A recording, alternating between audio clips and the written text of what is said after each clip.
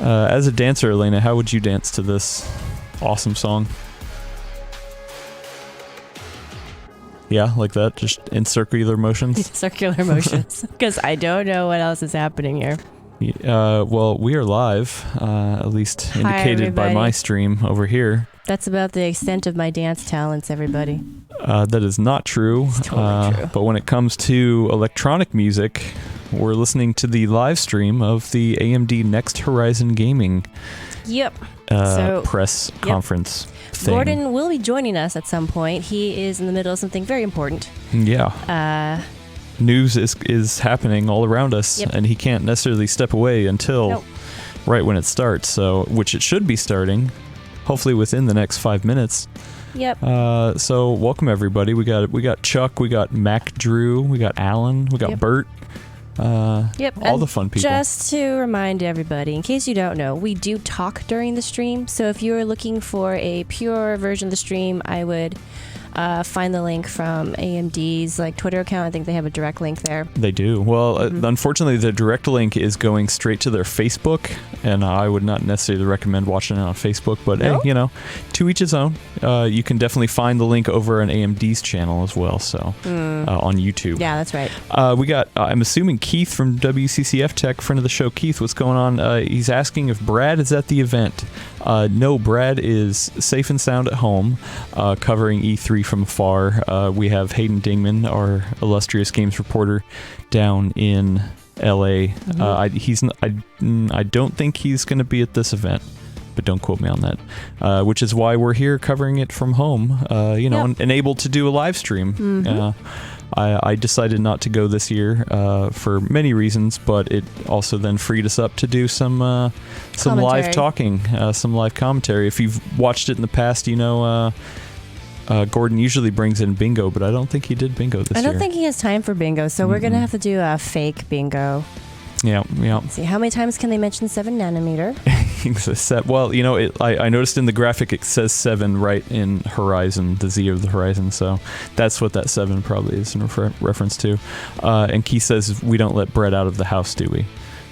We try to. Yeah, I think it's in his contract. He's not allowed to leave his house. But every time he does, he gets cited at the airport and by people who actually know him as, in his capacity as a PC World, writer and editor. That's because Brad's awesome. He's the most famous of us. I don't think Gordon, you, or I have ever gotten stopped at an airport to say hey, are you so-and-so? I love your work. I will say, I don't know if you heard the story or not, but we were, Mark, Gordon, and I were out in Taipei one night, had a late dinner, and I don't know, it was probably 10:30 at night, and we were just walking back to our hotel, and some guy with an Australian accent was just like, Gordon Mong. And Gordon's like, huh? And he's like, hey, you reviewed my PC case years ago. And Gordon was like, okay, I'll take your word for it. And they just start talking. And then Did you like or not like my review? Funny enough, it was he said it was for a Hackintosh, it was a hollowed out Mac Pro repurposed or something. Gordon does not remember reviewing this, so we'll see. Who knows if it's true. He's been around for so long though. Yeah, but hey, he's here. There he is. Yeah, we're live. So watch your words in case you're still worried about that Disney sponsorship. Yeah, and I will switch over to the our prince will come. Yeah, welcome, Gordon. I was just telling them about the tale of somebody recognizing you on the street, and then I'll say they finished up by talking about a lot of night vision goggle technology. Yeah, that sounds like a thing. Yeah, I was able to talk that depth about night vision. Are we starting? Oh, here we go. Oh, Gordon, just in time. I can't say anything. Can you already tell them? No, we haven't said that. I haven't told him anything. And if you're, we just need to warn you that if you are here for a clean, no comment stream, please go somewhere else. Yeah, we've mentioned that. You are here for the witty banter. Or whatever we want to call it. And actually, if you're watching now, come back at the end because we can talk about stuff. We can show you information that you may or may not see in the stream. I have no idea what's going to really show up here, but there's things we can talk about more in depth afterwards. Okay. If you have questions. So I guess for the next however long this is, you're stuck with Adam and I commenting on everything. Yeah. That is a pretty computer. Hey, console love. Sorry, Gordon. You're not gonna be able to get away from the Sure, dirty they're console. AMD customers. They want that money. Oh, it's so nice and cool in here too.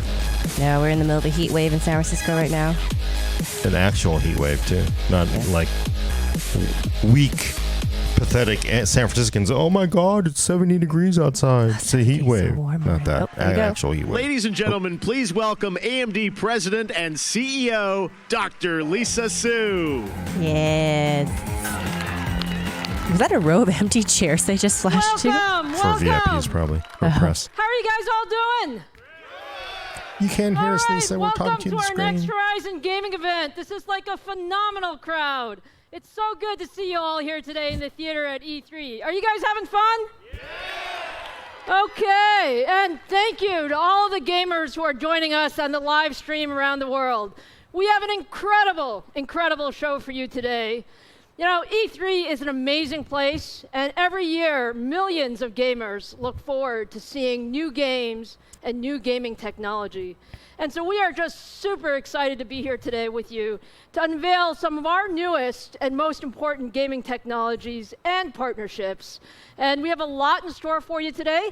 We will be joined by the one and only Jeff Keighley, so let's give him a big round of applause. All right.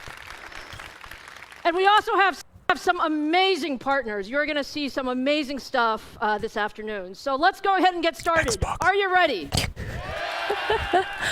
Okay, so look, as we just saw in the video, today is all about the question, what's next? Our goal at AMD is to push the envelope. No. Refresh the browser. You have control. I have the power. You have the power. Oh my goodness. Hit the play and the full screen. In PCs, There we go. or what's Whew. next in consoles, Scared or me. what's next in the cloud.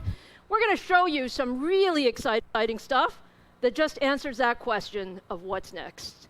So you've heard me say how much AMD loves gamers. Have you heard me say that? So we love you, and our yeah, fix goal is to give you exactly what you want. Thank you. And you know, the fact is, you're the smartest and most demanding tech guys in the world. Is that true? So That was a very you quiet expect response. the best of everything. The highest possible frame rates, the best quality, the most incredibly responsive and immersive experiences. And most importantly, these days, you want to be able to play and share and experience across every platform. And to deliver that incredible gaming experience, you actually need two things. You first need incredible breakthrough hardware. And in addition to that, you also need breakthrough games. And you need these two to really be optimized together to create that next Gordon. level of gaming performance. And frankly, you know, sometimes the hardware gets a little ahead, and sometimes the software gets a little bit ahead. But it hasn't always been in sync across platforms when you play across PCs or consoles or the cloud. However, starting now, we're going to change that. We have the opportunity together with our partners to bring the best technology has to offer to gaming across hardware, software, and platforms. And that is our vision for gaming. Do you like that?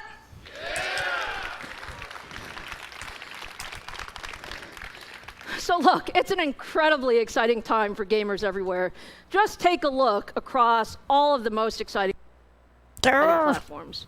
When we think about gaming, graphics is at the heart of gaming, and AMD Radeon is truly everywhere. Just look at every category of the market, whether you're talking about PCs, or you're talking about notebooks, or desktops, or Macs, or game consoles, or the cloud, or now even mobile, with our new partnership between AMD and Samsung to power future Oh, jeez. What is Our going internet on? is just so. Well, no, we're wired into the wall. graphics engine in gaming. Should have downloaded And now, Chrome. at AMD, I've told you, we're all about pushing the envelope. And to create the best technology, you frankly have to make very big bets. And sometimes you have to make those bets 3 to 5 years out. And this year in 2019, what you're seeing is the results of some of those big bets that we actually made 3 to 5 years ago. So look, we bet on 7 nanometer process technology for faster and more efficient silicon. We bet on these new engines, and these engines are incredible. Our new Zen 2 CPU core and our new RDNA graphics architecture. And frankly, we put these things together in a really smart way with chiplet technologies that give you great capability and flexibility. And so, just to give you a few examples of this technology in action, how many of you are PlayStation fans? Gordon is shaking his head. So, last month, Sony announced that the next-gen PlayStation would be built around AMD's new gaming architectures. And we've been working collaboratively with Sony over the last few years to build a custom chip based on the Zen 2 and the next-gen Radeon architectures. And we are incredibly excited to partner with Sony to enable their vision of the next-generation console. Now, you also heard recently that Google announced at this year's Game Developers Conference, I wonder Stadia, how much Sony its paid new to cloud be streaming mentioned service. first. And this is also powered by AMD Radeon GPUs. And you just heard a few days ago that Stadia will actually be available in November.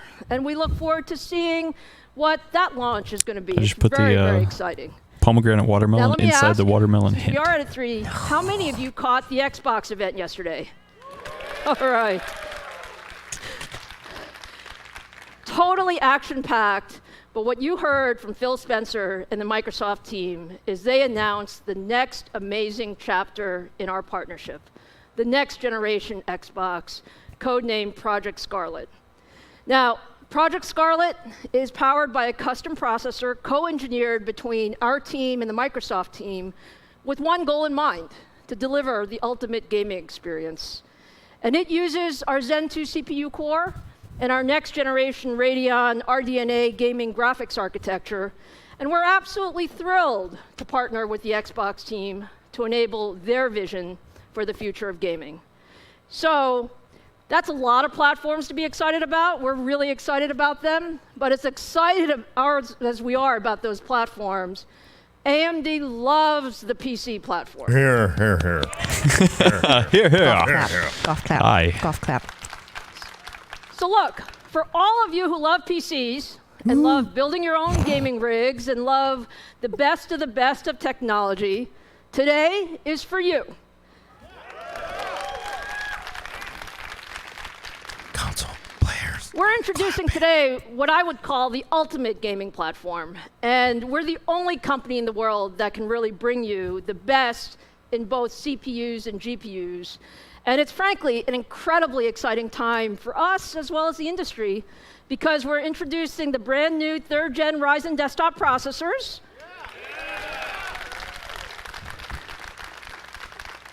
And the brand new Radeon RX 5700 series graphics cards. Woo! More golf clapping. All right, let's go ahead and get started with Ryzen, please. Oh, we're getting a trailer.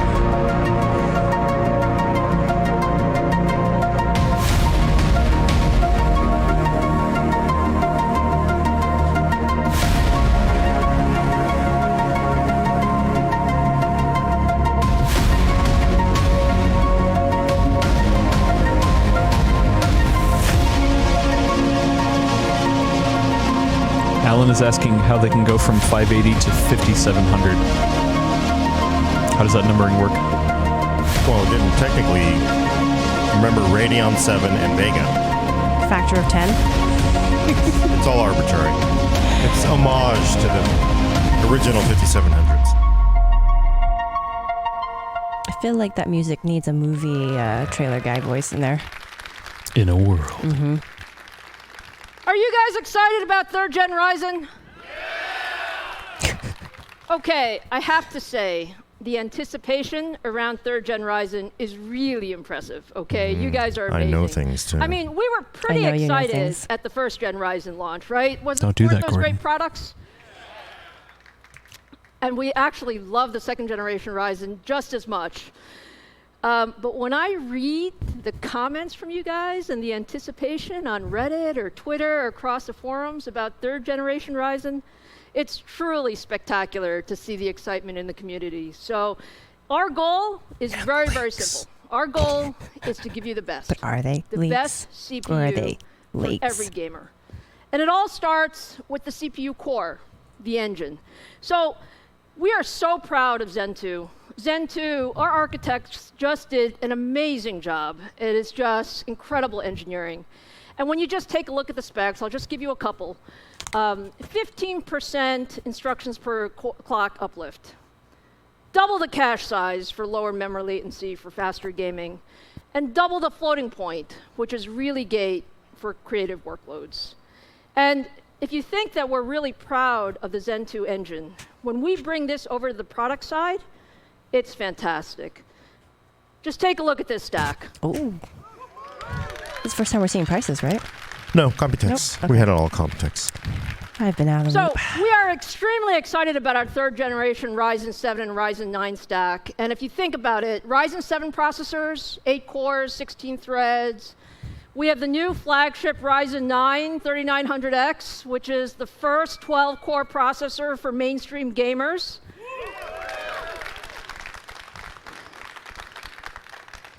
And what you really see here is leadership across the board at every single price point. That was our goal. So let me just show you a little bit of the numbers, okay? Let's just start at the top of the stack and see how 3900X stacks up against the competition. All right, what we're comparing now is the 3900X against the competition's Core i9 9920X, which, by the way, is a $1,200 processor. And this is 12-core to 12-core comparison. And what you see is that the 3900X wins by 14% in single-threaded performance.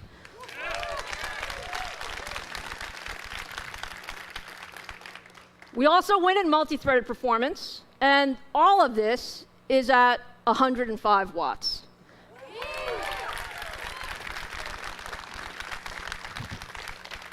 So think about it, more performance, less power, and by the way, it's less than half the price.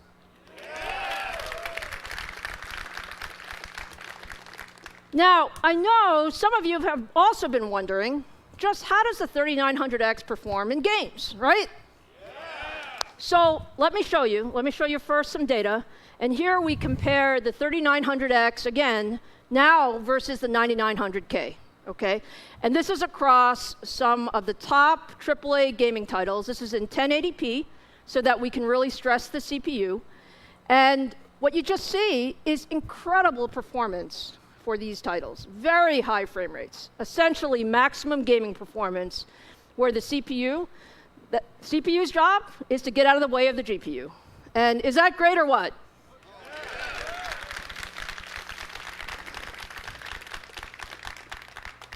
Now look, numbers are nice, but gameplay is much better, isn't it?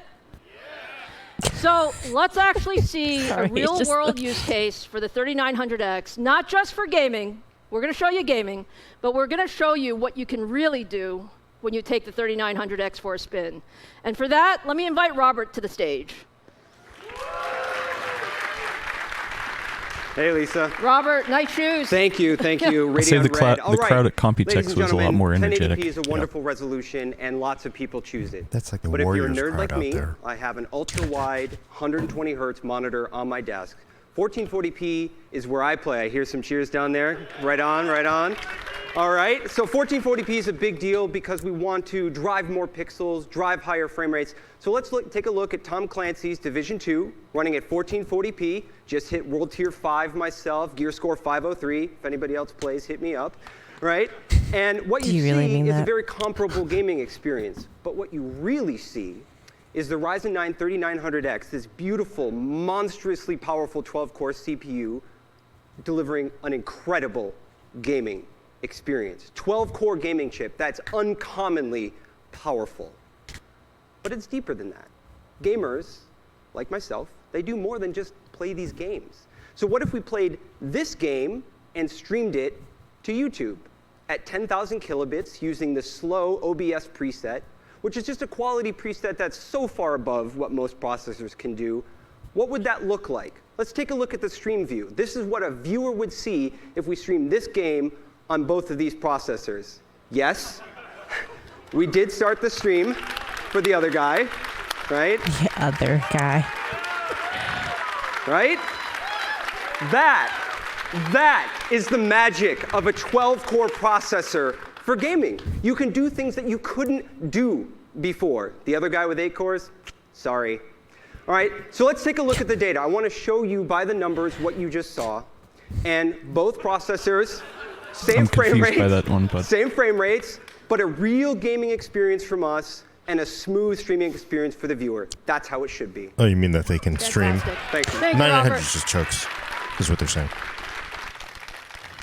Okay, so for anyone who's wondering why you need a 12-core processor for gaming, do you believe it now? Look, we are just taking gaming and streaming to the next level. This is what we want to do. And now let's take a look at the Ryzen 7 3800X in action. You know, my point earlier was that at every price point, we're giving gamers something special. And this time, we're comparing the 3800X against the 9700K across the same titles in 1080p. And what do you see? Again, you see just fantastic frame rates, well over 200 frames per second in most games at 1080p. And of course, you know that we have double the threads, and so the 3800X just outperforms and really shines in creative workloads. So that's the Ryzen 7 stack, my friends.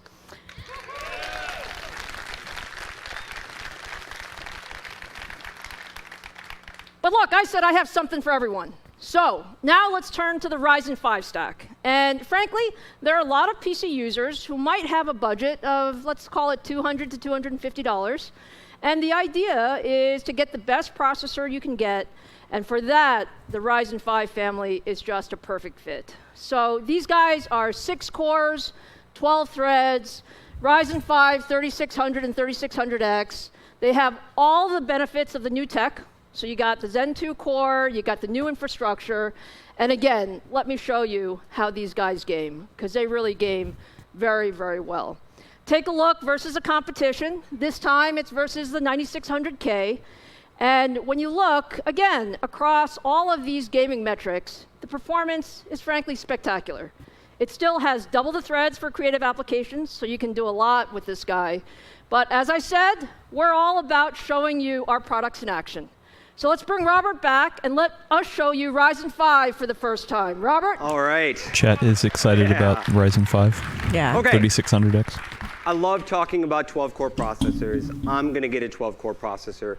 But it's also true that most customers buy a $250 CPU. That's what people can afford. And so our job is to give you the best freaking processor you can get for $250. So I want to show you 1440p again, running CSGO. This is a very CPU-sensitive title that requires hundreds of frames per second. And we're going to show you side by side our $250 CPU with 6 cores and 12 threads versus theirs. And again, you see a very comparable gaming experience, upwards of 300 frames a second. And any CSGO player will tell you that every frame counts, because if you're trying to 360 no-scope someone, every frame matters. So for $250, 6 cores, 12 threads, you're getting an amazing gaming experience for a really nice price. And that, again, for any customer, is how it should be. Fantastic. Thanks, Lisa. Thank you, Robert. All right, so that was really great. Now, there you have the entire 3rd generation Ryzen stack. And this is leadership everywhere, from 6 cores to 8 cores to 12 cores, leadership at every price point. And so there is a Ryzen for every one of you enthusiast gamers. And all of these are on shelf July 7th, 7/7 globally.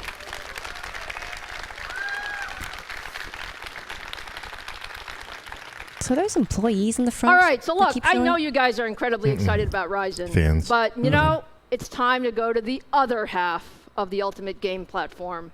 And now it's time to talk about Navi, our next generation GPU. Hashtag wait for it. Oh, trailer. There you go. Somebody's saying the cheapest one is only $200, so do we think that's Really? too much? Interesting. Where do they get that price from? Didn't she flash it up there?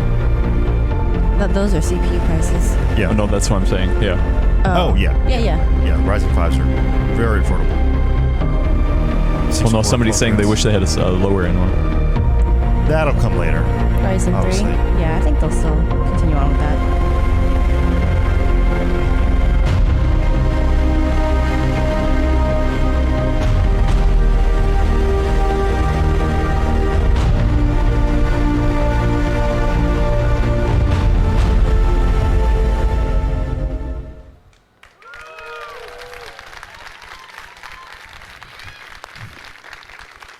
Are you guys excited about Navi? All right. So look, Navi is now called our affectionate Radeon 5700 series. And this GPU is designed brand new from the grounds up for gaming.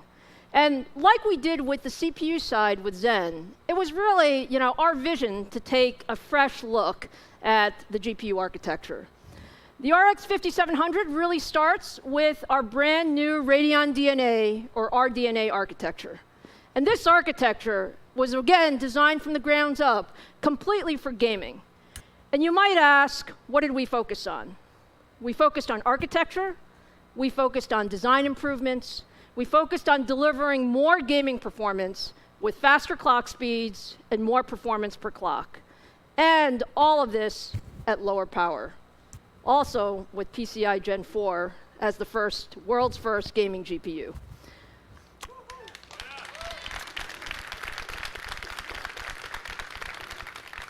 So let me share some of the motivation of our engineers around RDNA.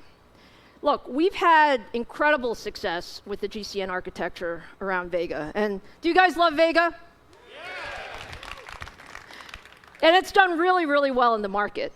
But frankly, we thought it was time to build a brand new architecture for gaming like we did on the CPU side.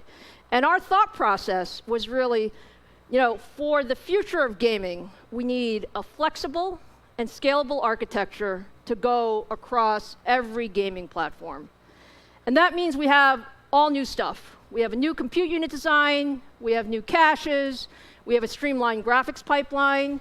But what that means to you from a gaming standpoint is that we are seeing a 25% increase in graphics performance per clock cycle and a 50% increase in performance per watt with RDNA.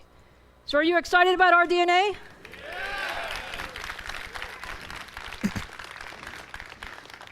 Now, we love architectures, but we love products even more. So it's really exciting when you see the product in action. Let's take a look.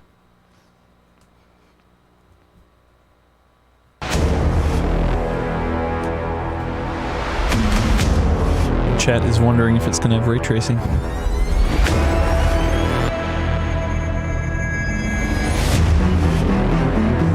I think it depends on how they define ray tracing. What? Well, I mean, the console's already talking about ray tracing, and they're using next-gen architecture. So, but I think that could be an audio thing, not necessarily video. Yeah, ray tracing can run without ray tracing cores. So. All right, E3, meet the Radeon RX 5700 XT. Kind of like how it dips in at the top. Yeah, no, I like that. It's a nice little touch. It's functional, too. At first, I thought she was so strong that she crushed it.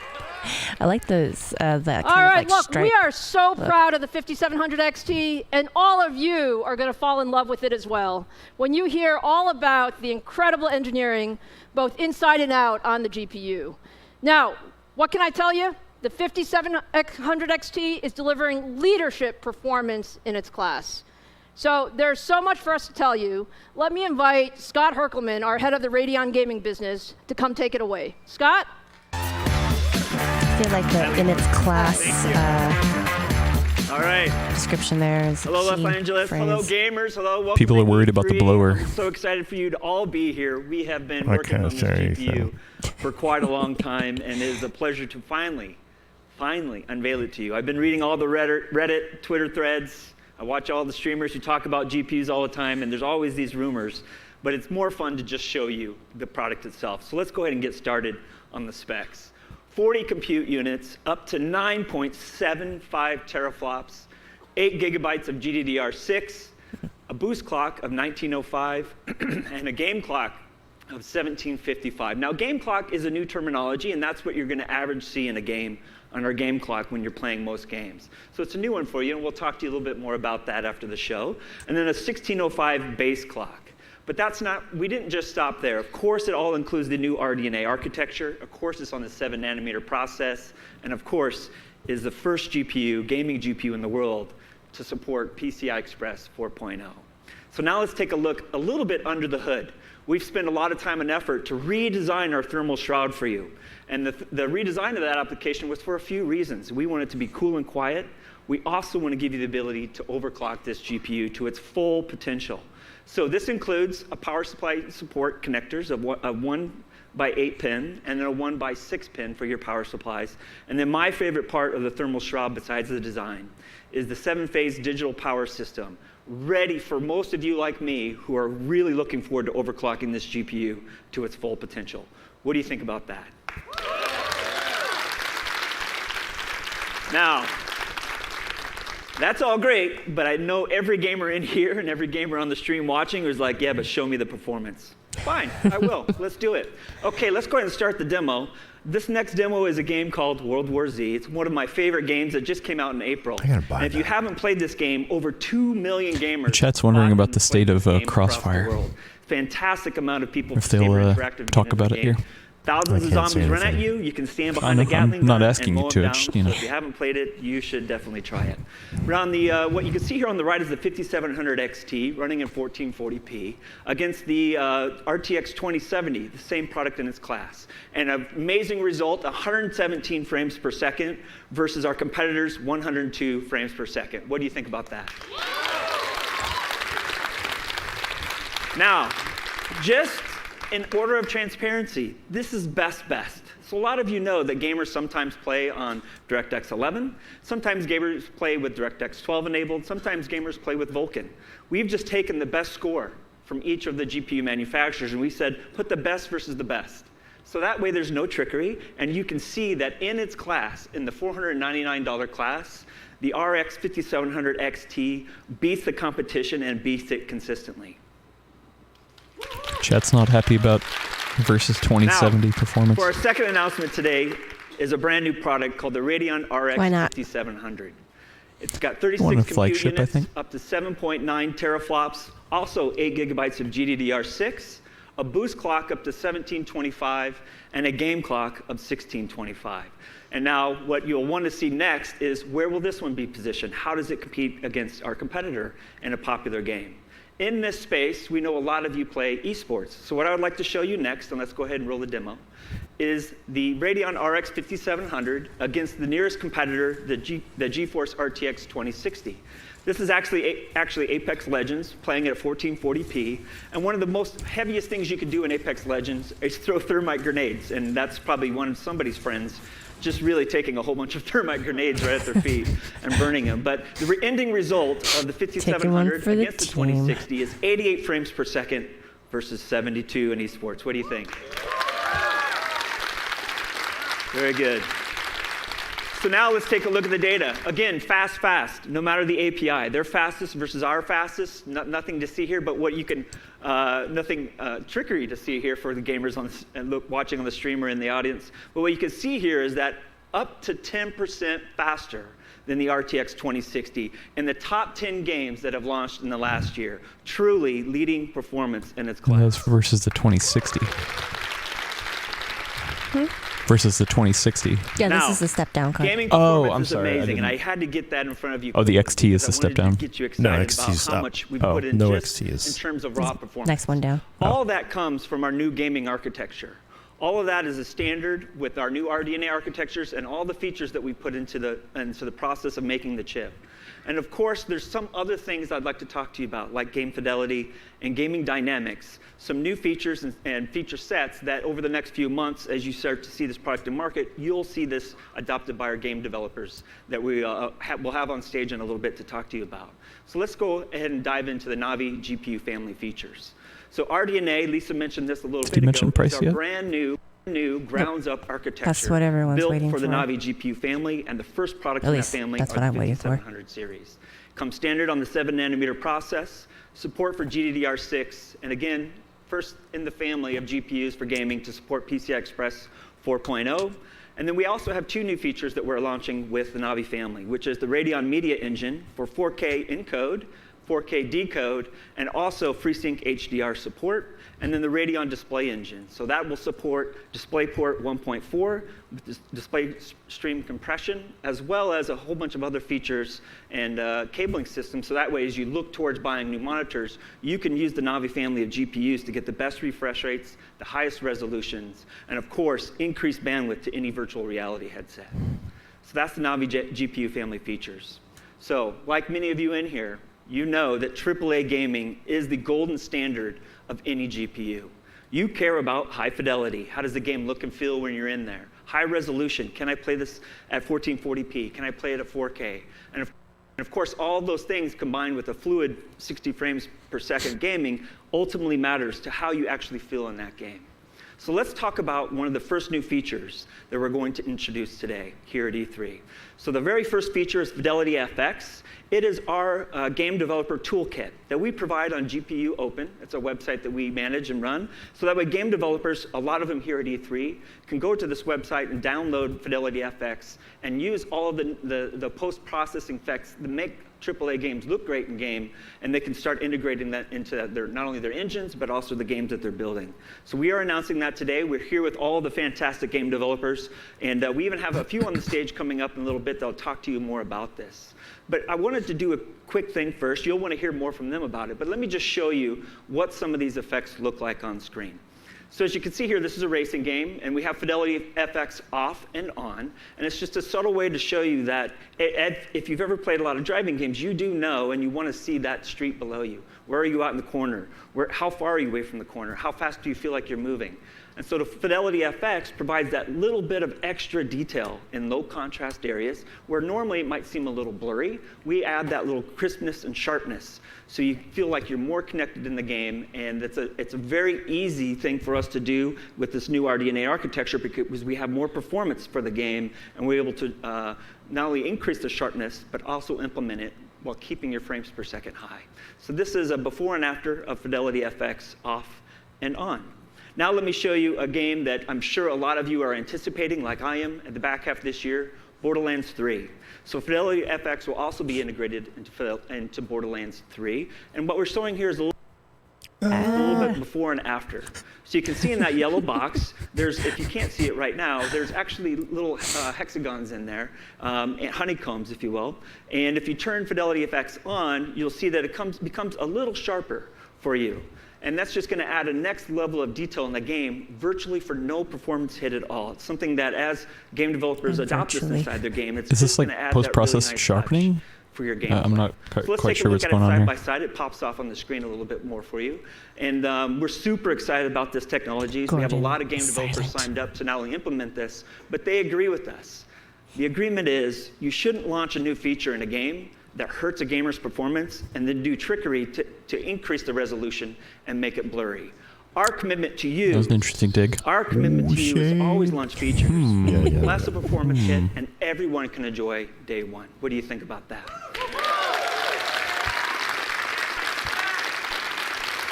Now, if there's a game that doesn't or has yet to adopt Fidelity FX, we have a solution for you as well. It's called AMD Radeon Image Sharpening. Superior quality, no performance hit. This will be available the day the product is available in the market through our Radeon Software Adrenaline Edition.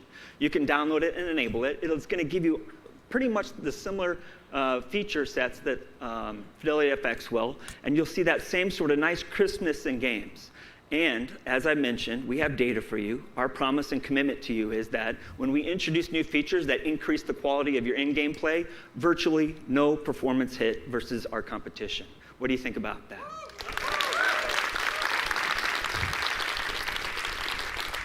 Very good.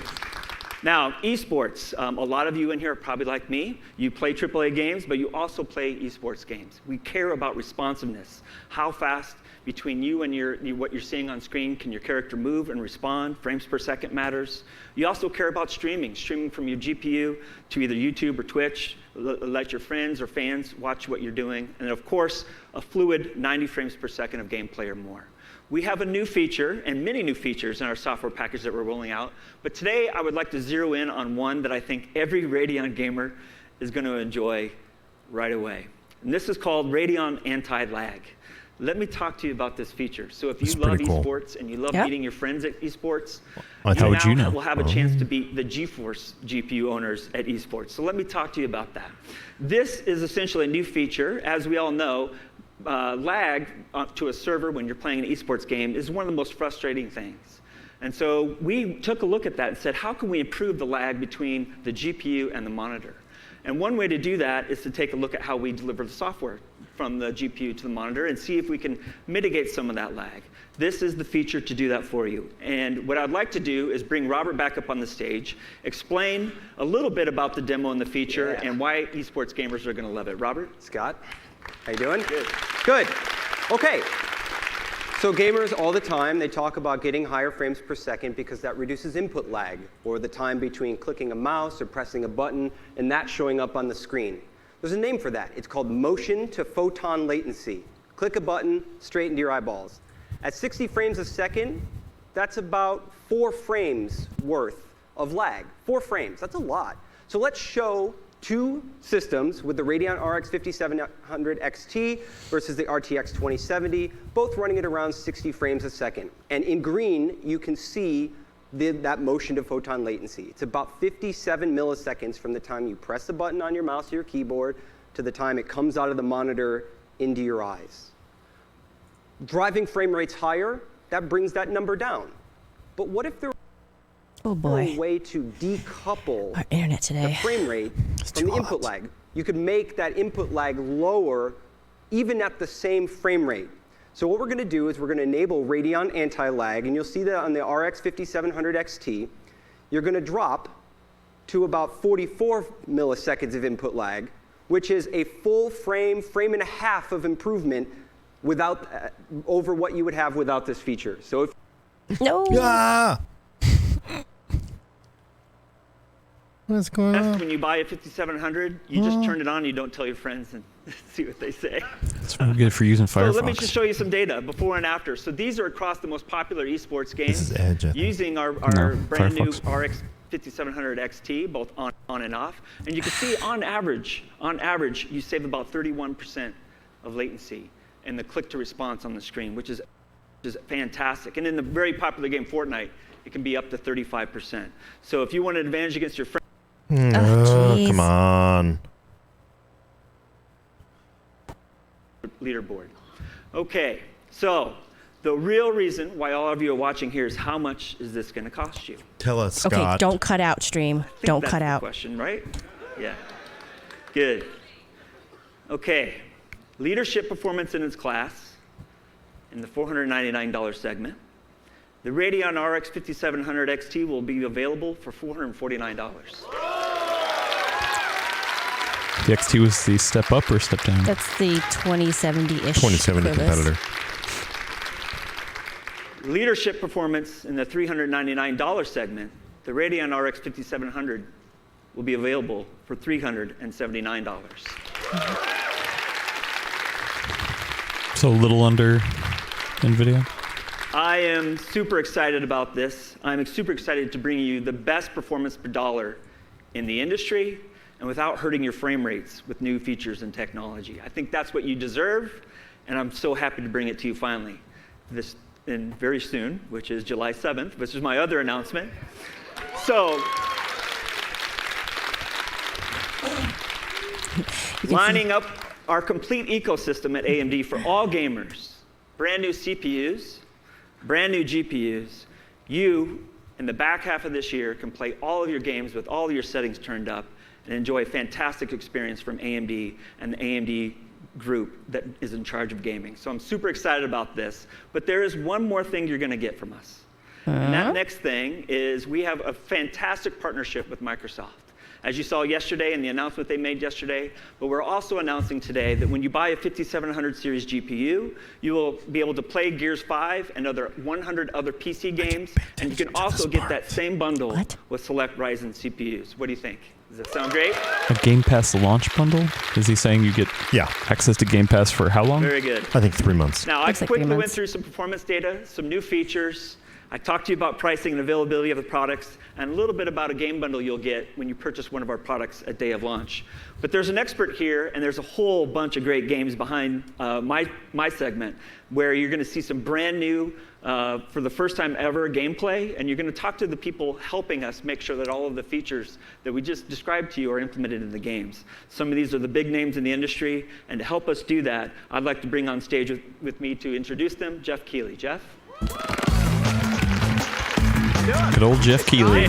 Good to see you, man. I love you can tell who's a journalist in the audience based on who started typing furiously. I gotta say, amazing price points, and you guys are just rocking it here. Yeah, we're ready to go. I think the back half of this year is going to be all about AMD. There's no doubt about it. Well, I mean, it's awesome to be in, the new PlayStation, Project Scarlet, Stadia, and then PC, which we're talking about today with all these great products. It's great to see, and I'm sure everyone's wondering about the content that's going to be. I would have been more excited if they brought Keanu Reeves out, but that's just me. It's a good thing it's E3 because it's time to look at games, I think, right? Yeah, I actually, we've been talking a lot about hardware, but a lot of people here in the audience and watching on the stream probably just want to say, show me some new stuff. Yep. Let's show them some new stuff. What do you think? We got some new stuff. I think we're going to take a look at some of the amazing games we're about to showcase for you guys. So awesome. Well, thanks, Scott. That's great. All right, see you soon. Take a look at this. Extreme. I came up with a script for them.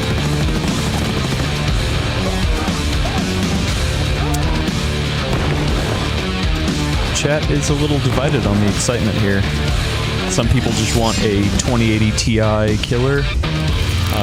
Some people are saying, hey, for the segment, it's not bad. No, I understand. Some people would rather have 3 free games than a $10 Game Pass. That doesn't fully make sense, but... Well, it's $30. 3 free games would be more than $30 worth of... you're getting access to... That's true. A lot of games. That's true. Over 100. All right. You guys ready to see some games?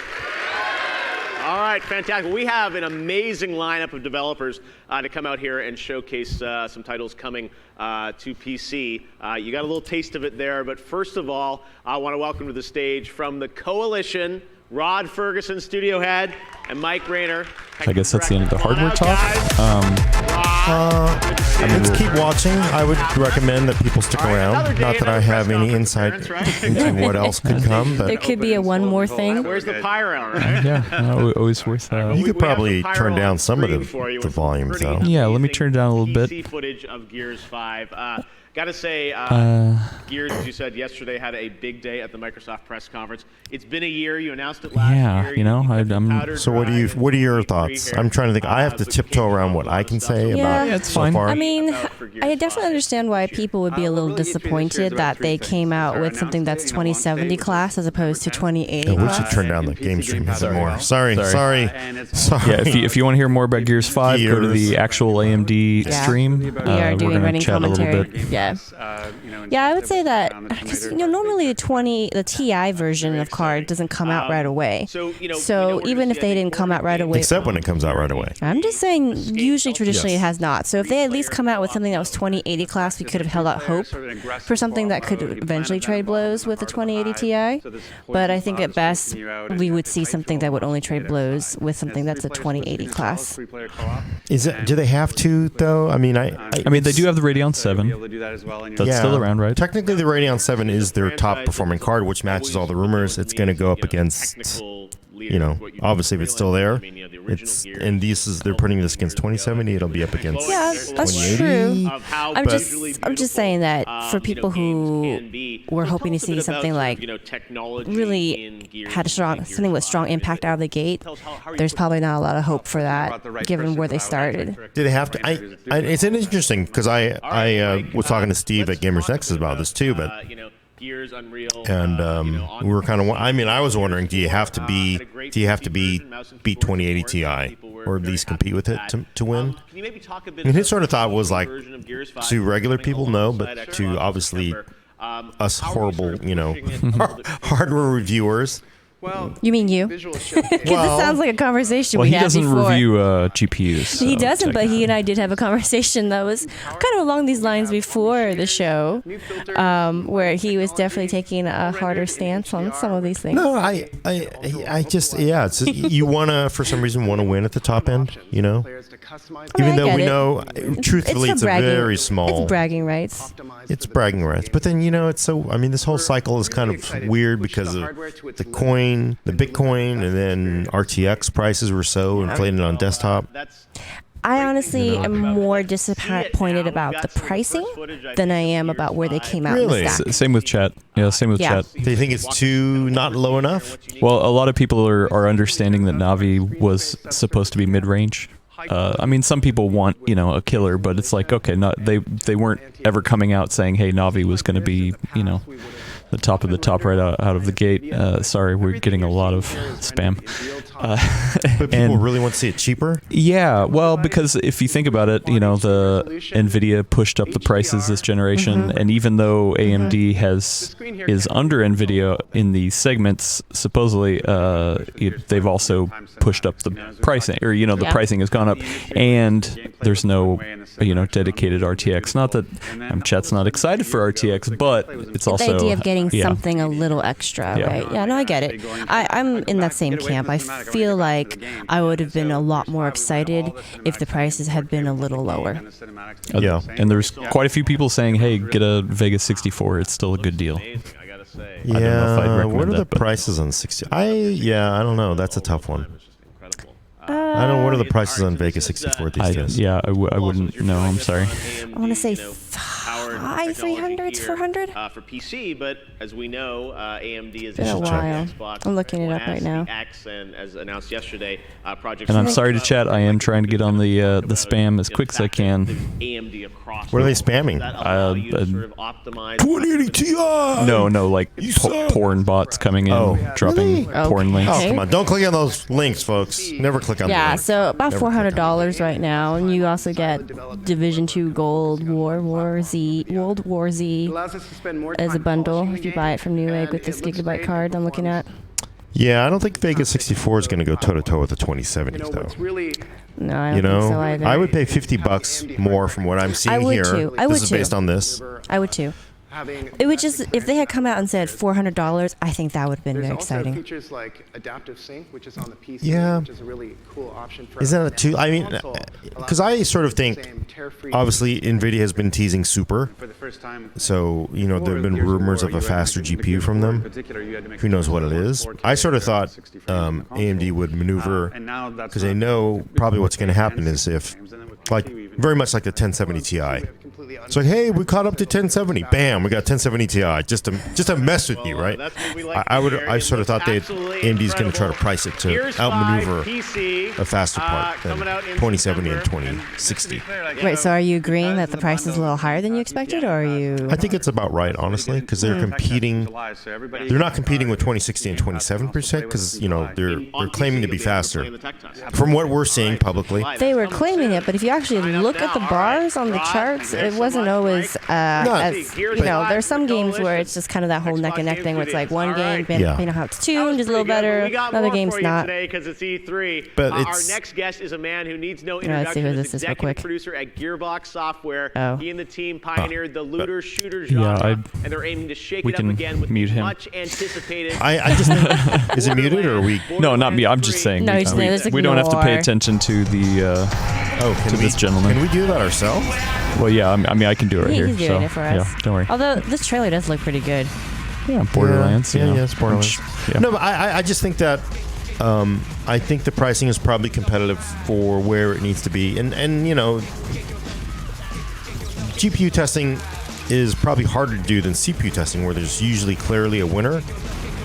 But the games are so very closely tied to the GPUs. Some are optimized better, some, so you're just really going to get that back and forth. But for the most part, hopefully, if their numbers are honest representations, it's going to be slightly faster than 2070, 2060, right? So I think that's a good win. So just a little bit faster for a little bit less. Do you think that's enough for them? Well, because I think what they think is going to happen is NVIDIA will come out with their sort of 1070 Ti kind of like spoiler hardware, and then now they're going to compete with those, and they'll just be probably neck and neck with those parts, possibly, and be cheaper than those parts. I guess that's true. I have a couple questions, kind of from the chat, but kind of not. How squishy are AMD cards like after the fact? I mean, are we going to and pricing, like, is it going to trend down over time? Is it going to kind of hold its price? It really depends on demand. Okay. It really depends on supply and demand. So how fast can they get those cards out, and then how long can they keep them supplied? Like we saw that happen with the Vega cards. Like they just supply dried up so fast, right? So then it's just like just being able to get it at like the supposed street price or retail price was hard. It's really hard. Yeah. And my second question is, what about they didn't talk about partners at all? Like the third party. Yeah, like your ASUS's and Gigabytes and all that. Yeah. I mean, I think people seem to be really down on the blower style cooler, supposedly, when they showed that. So, a lot of people were kind of interested to see partners. In general, people don't get excited for blower style fans. I can't say anything. Sorry, I'm super distracted by this, like all this like Gearbox stuff, because I know they showed Borderlands yesterday, but I don't think I got to see as much of it as I am getting to see now. So it's a little bit like, ooh, shiny. Yeah, I mean, I like Borderlands, but I'm just not a fan of Randy Pitchford. I know. The chat is not either. So, what's your reaction to the game clock? I can't say anything. But what's your reaction to Game Clock? Wait, Did you see that they... Are you talking about where they reduce the latency, the anti-lag feature or whatever? Did you just mention something that you weren't supposed to? I don't think I did, because he called it out. Are you talking about the thing that he turned on and dropped the latency? I'm not going to say anything because I can't remember what the hell he said at this point. Yeah, well, the latency thing, I mean, listen, I am not a pro player, so, that kind of, you're talking about 10 millisecond latency, differentiation. It's cool. I think it's probably a nice for the people that care. It's a nice feature to give people so that the people who are sensitive to it have that. Yeah, of course. Honestly, I was more curious about the sharpening thing, whatever the post-processing sharpening thing, because I mean, sure, it's not gonna, he's saying, oh, it's fidelity effects, or did they fidelity? Yeah, that's I thought there were two that he mentioned. I mean, that was the main one. Just the one. And you sure? Yeah. I guess I counted wrong. And the. Yeah, I mean, we're almost there, Gordon. Don't worry. We're almost there. I feel like per game, a lot of developers will kind of add something in there. It's like, hey, what kind of post-processing effects do you want at the game level? And that is kind of interesting at the developer level, but at the driver level or at the card level to actually do that, I don't know. I mean, I guess I'm always a stickler for like, purity of the developer. Like, hey, but that's also just me. You can turn it off. You can turn it off. Yeah, for sure. You don't. It's not something that's mandatory. Yeah.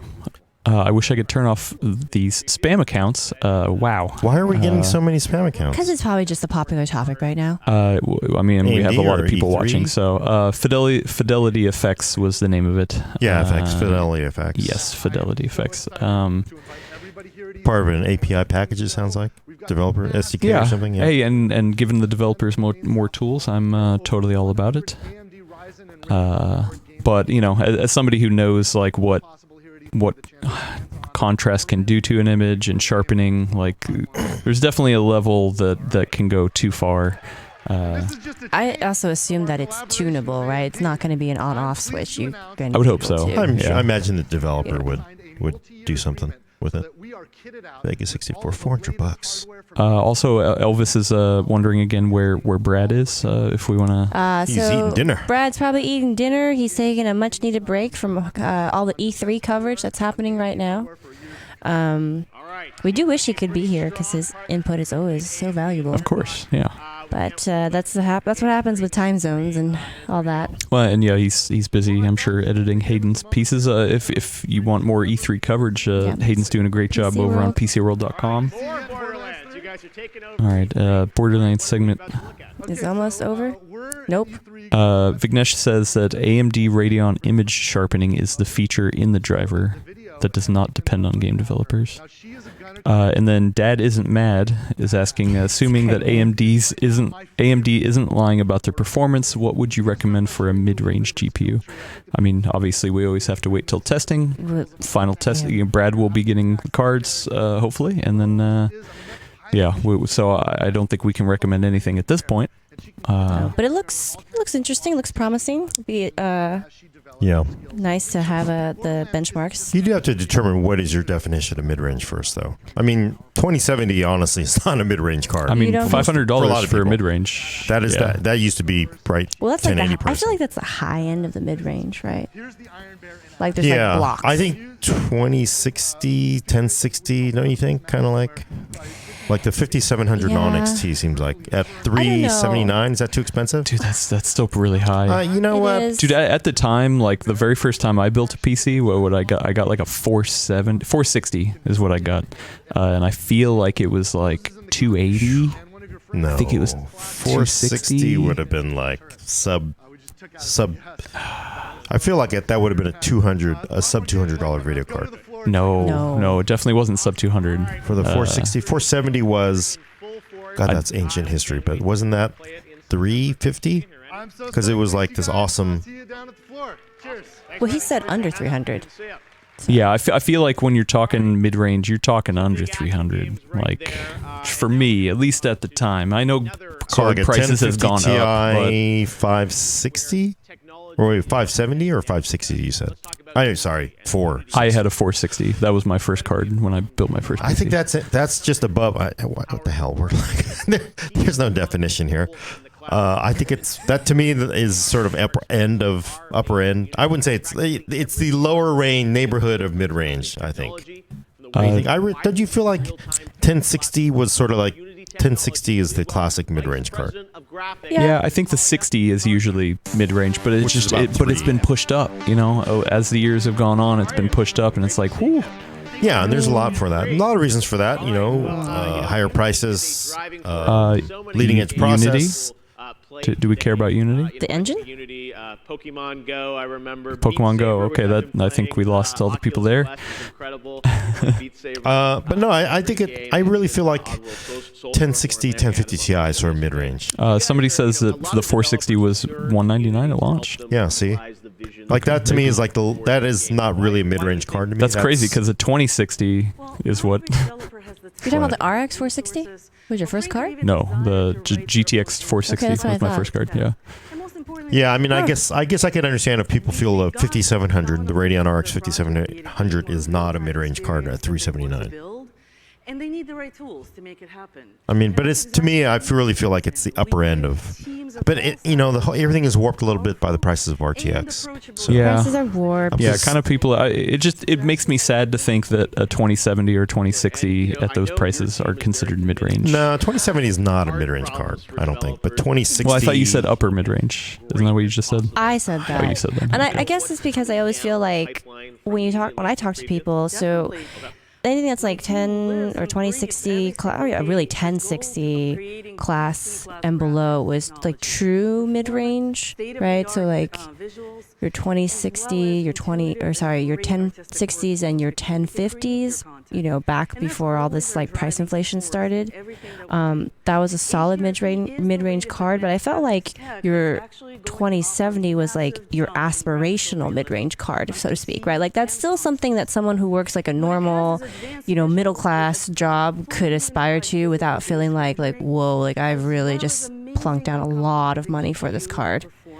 And that, as you said, it's kind of shifted over time as the prices have gone up. Mm-hmm. You can't really, if you aspire to a 2070 card, you are going to be shelling out some serious cash for it.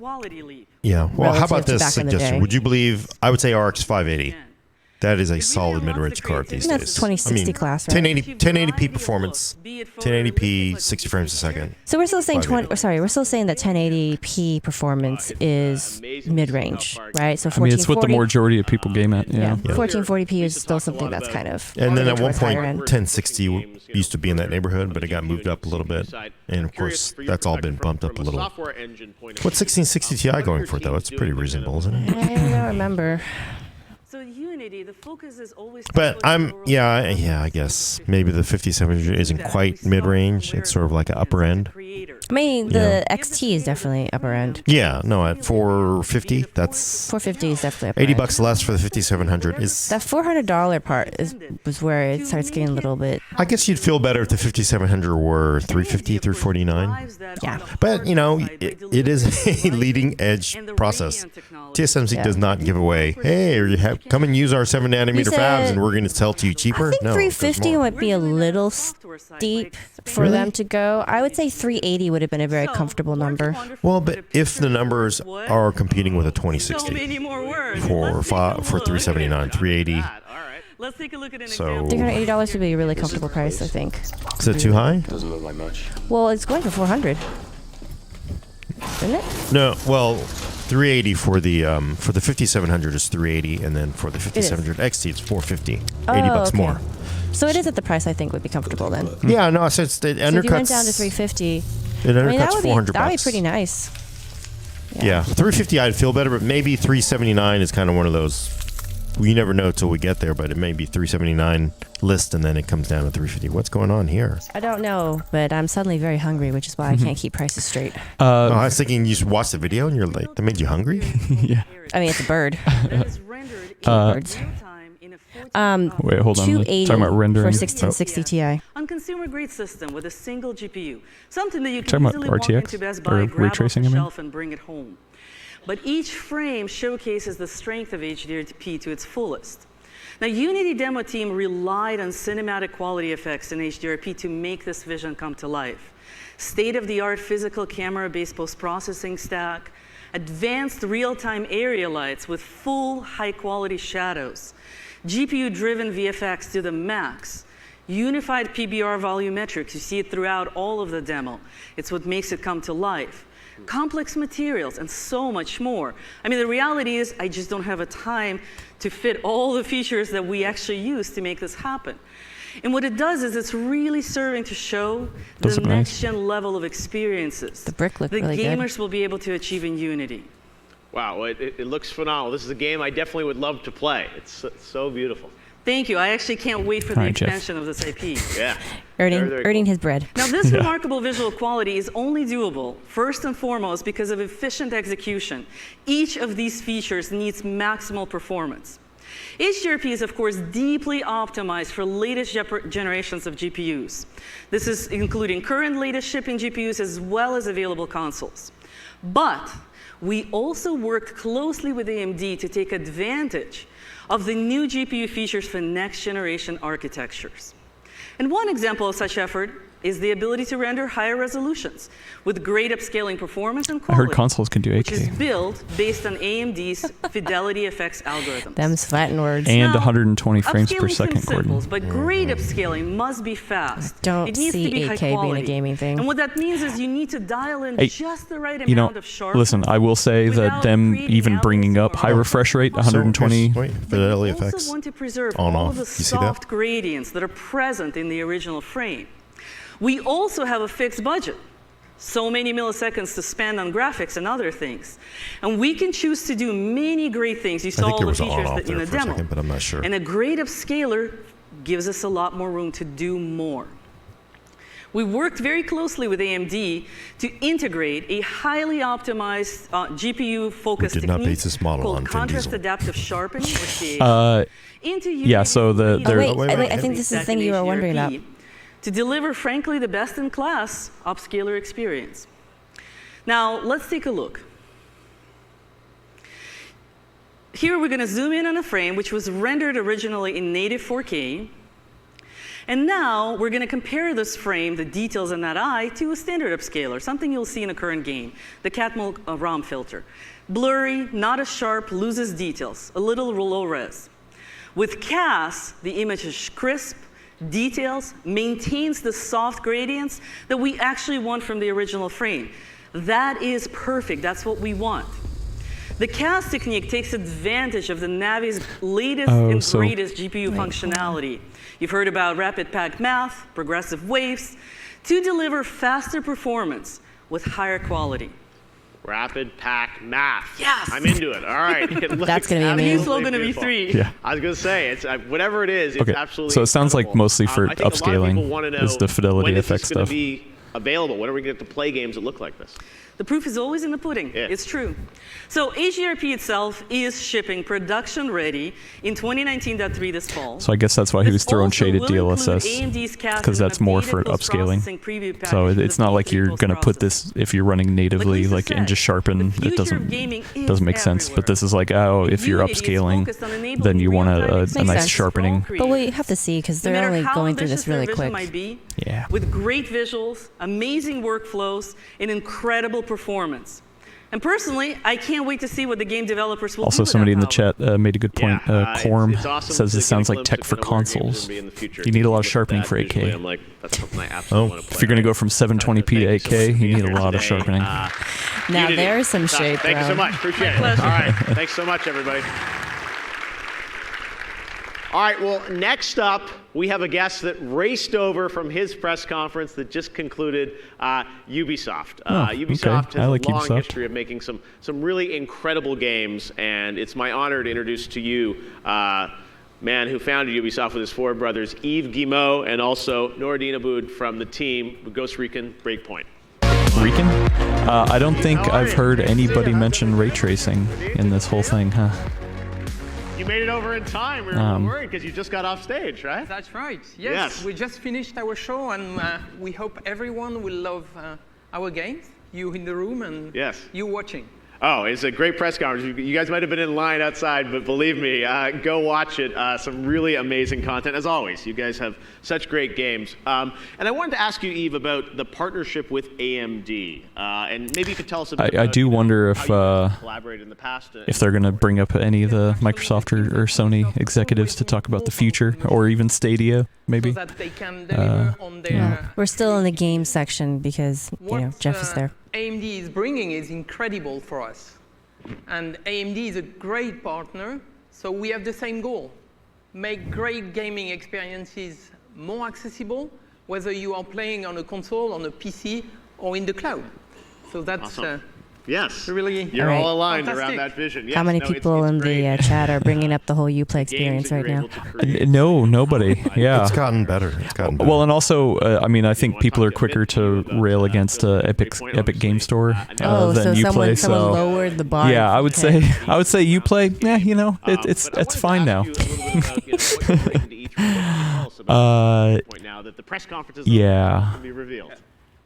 So yeah, people are wondering if we think we can make any sort of indication of what the next gen Xbox is going to have in terms of hardware. So I was online earlier today, and it looks like there are people who are supposedly leaking specs of the developer kits. And reputable or? No, I don't know. I mean, it was the tweet I saw. I think someone dropped it into our Discord channel. One of the tweets was like based on someone who speaks French, so I don't know who they are, what the context is for, how big they are in the video game or tech journalism space, in French-speaking countries.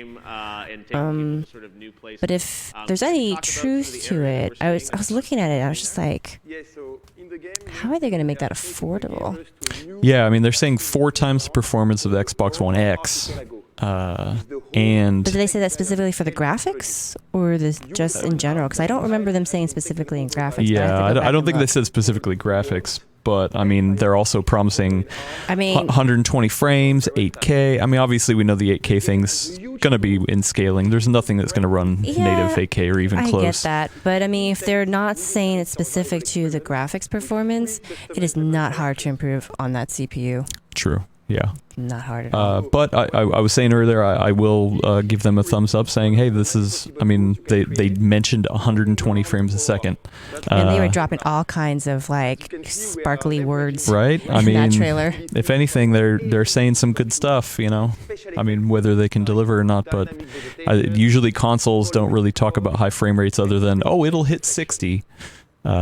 This they were like, hey, like we're also aiming for 120. But I thought these were going to be the last consoles. Somebody was saying, in fact, to me that they thought it was all about streaming Xbox, not big metal Xbox. Seems like it's well. And actually, I had this thought the other day, or I guess yesterday after I was watching the thing, I was like, Microsoft is really smart in picking up developers and like really pushing their game studio initiative, because if Microsoft becomes known for being a heavy publisher of games, whether you own an Xbox or PC or you just stream it from your Chrome browser, you're still playing Xbox studio games. So like that, like they're better served saying, Lisa's hey, coming back. We wrap up this look at the future of games and technology. Yves, Lisa? thank you so All right, much Lisa's for being back. here. You guys are just amazing. Thank Just you very amazing. much for everything you bring. Absolutely, Norman. I think Ghost Recon I looks was like, fantastic. I thought that guy was going to be like, hey, Jeff, get out of here. Here's a T-shirt. Hey, Jeff, here's a T-shirt. Thank you very much, Eve. Great to see you. Nordine, great to see you. Man, Lisa, what a Jeff, show. Oh, my goodness. It has been a great day. It has been a great day. It has really, really been great. is And that thing? what Some we kind of said figurine. about making sure that the figure, developers rather. really see what they can do with the technology. It's not just hardware for hardware's sake. No. It's really hardware, software, platforms, all of that. So No, it's what I love about games is sort of, this idea of games being this blend of entertainment and technology, and the technology from a company like AMD helps all these folks realize their creative vision, push things even further. And I love that you gave us a little sneak preview of like what games are going to look like in the future on all these consoles, since you're pretty much powering everything now. now you said that. Not Hey, me. Look, Jeff, you are incredible. I know this is such a busy week for you, so thank you for being here with us at the show. I'm happy to be here, and before I go, I got something special for you, Lisa, because some of the fans, lots of people like to do, mods for PCs, but some of the fans love you so much that they made this, which is Lisa Su It's a doll. as a superhero. I wanted to give this to you on Very behalf Samus, of the very fan Metroid community vibe on that for thing. AMD. They That'd be love pretty you. collectible. Lisa, isn't she so amazing? Wait, Lisa who made Su. this? Who's Some fan. fan. a fan? Huh? Yeah. Yeah, that's Yeah. pretty much like her head on Okay, Samus. this is a like, little bit embarrassing, was it the Jeff. Varia suit? You may need Oh, to take she's this embarrassed. with you. Okay, I'll take this backstage with me. Lisa, stage Thank is you. yours. Thanks, everyone. Have a great E3. Or maybe it's I- just like, I didn't practice with this. I Yeah, cannot she's have like, this I in was my I hand. don't not think I've ever had a little figure before. action figure. She's like, wait, I he don't said know. he could bring that out. Look, we love E3. It's been so much fun to talk about pushing the limits of hardware and software. What do you guys think?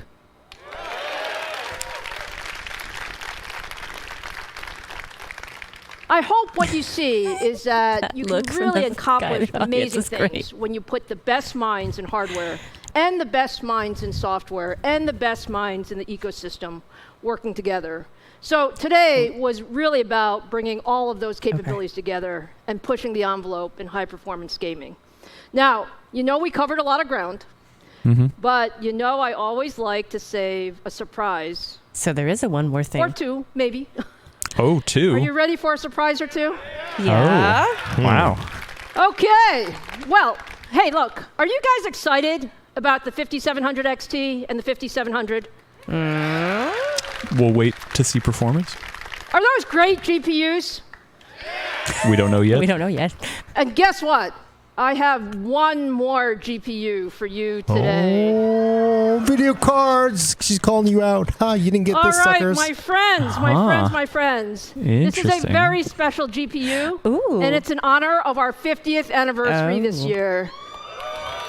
Oh, it's Signed by her. Lisa Su. This is the 50th anniversary edition Radeon 5700 XT. Oh. Now, is this incredibly Oh, okay. gorgeous? That was That's not what I thought a it was little gonna bit of be. a bait Okay. and switch. Now, Yeah. I know It's okay. it looks pretty, but you also want to know what the specs of this card are, don't you?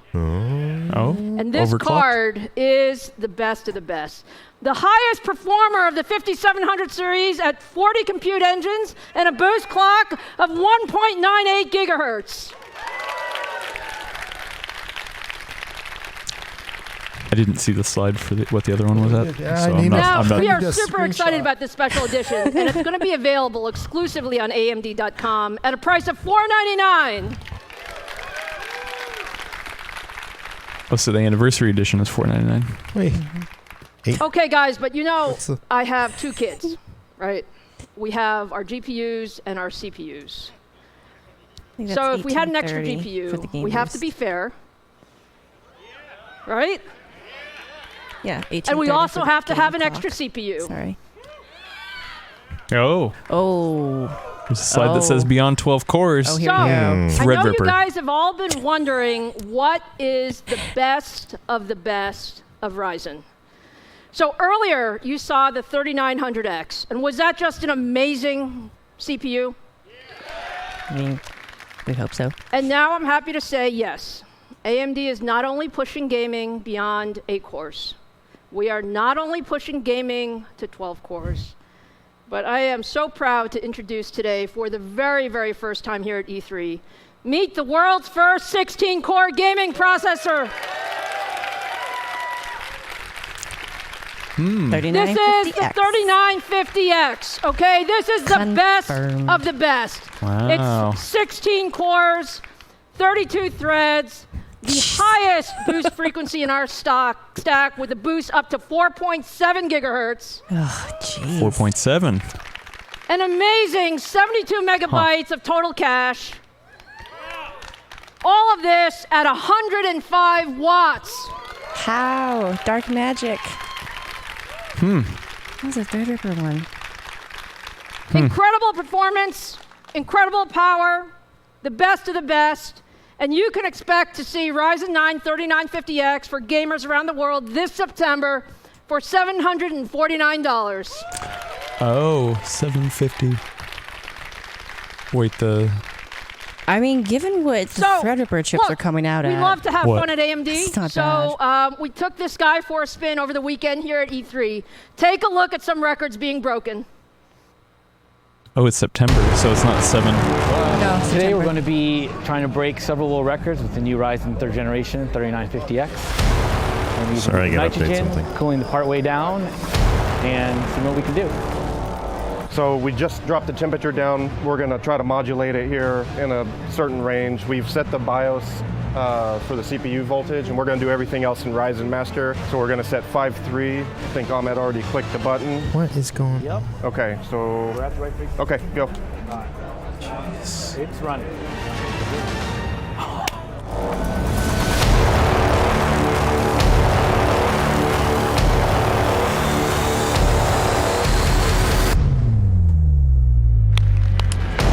Three world records. Was that great or what? All right, look, we have had so much fun this afternoon, but now I really do need to wrap up. So I hope you get a feeling of how excited we are. We are so proud that. of our Peace out. upcoming Yeah, she's Ryzen like, all right, that's 3000 it. See ya. CPUs and Radeon 5700 GPUs. You know, together they are just an amazing platform for gamers. And what I said is we want to put the best technology in every gamer's hands. And so when you put these products together, we have a leadership PC platform for every one of you out there. Leadership at every price point. That's our commitment, giving gamers the best everywhere. And we can't wait to get these products in your hands. The entire lineup will be available on shelf worldwide July 7th. Except for the Yeah, I was about to say the entire 3950X. lineup except for. We hope you have a phenomenal summer building and gaming on Ryzen and Radeon. Thank you. Okay, thank you, Lisa. So, sorry, what was the price of the 3900? 3900? Yeah, $500. 500 for 12 cores, 750 for 16 cores. Correct. If I was watching. Okay. Oh, you can talk now, Gordon. Well, I actually asked for permission first because we're supposedly 5 o'clock, but obviously it wrapped up a little bit earlier. Yeah. You know, they sort of budgeted the time, but Before you jump in, I just want to point out to everybody that I'm trying to update our story first. the 1950X and the 2950X, the Threadripper 16-core 32-thread parts came in at 180 watts. So that's a nice drop for the consumer part. I mean, there's a lot. I mean, there's a lot fewer chips in there too. Where the heck is that? What is up with our internet? Look, I can't do anything. It's terrible. It is really bad. Well, if we switched off, do you want to just take this guy? Do you have a? Yeah, I can do that. So we can take questions. I still haven't finished my GPU story. Sorry, Brad. I'm gonna see if somebody can. That's fine. Yeah, we are off the screen. I think I basically lost so we can just internet chat. because. Do you want me to grab you an Ethernet adapter? We can get a USB to Ethernet adapter for your PC. Yeah, I don't know what I need to. Do you want to do it? I can go around and grab it from my desk. Yeah, I guess. All right, What the I'll be right hell, back. man? Be right back. Any questions? Single core or multi-core overclocking, boost up to 4.7. What people want to know? Who knows? Do we know? 4.7 is. They were saying it is.